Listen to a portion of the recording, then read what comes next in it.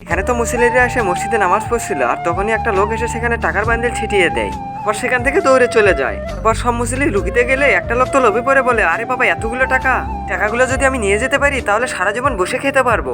আর এটা বলে লোকটা তাড়াতাড়ি করে সালাম ফিরে এক এক করে সব টাকা গুছাতে লাগে। তখনই তার বন্ধুও তাড়াহুড়ো করে নামাজ শেষ করে বলে, আরে হারামজাদা কোথায় যেতেছিস, আমাকেও ভাগ দিতে হবে তোকে।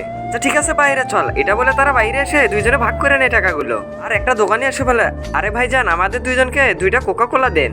দোকানদার ভেতর গিয়ে দুইজনকে 2টা কোকা কোলা নিয়ে এসে দেয়। ধন্যবাদ দোকানদার ভাই, এই যে নাও তোমার কোকা কোলার টাকা। আরে ভাই কিসের টাকা, টাকা লাগবে না আমার। এটা শুনে তারা অবাক হয়ে সেখান থেকে চলে পাশের দোকানে গিয়ে বলে, আরে রহিম ভাই আমাদের দুজনকে 2টা সিঙ্গারা দেন।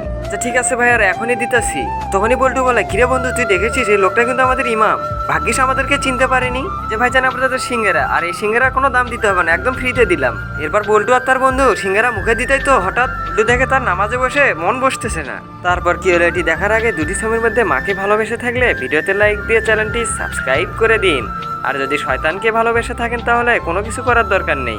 আর বল্টু আর তার বন্ধু ইমাম সাহেবকে সবকিছু খুলে বলে, আর ইমাম সাহেব তাদেরকে বুঝায় আসলে শয়তান তোমাদেরকে দিয়ে ধোঁকা করাচ্ছিল।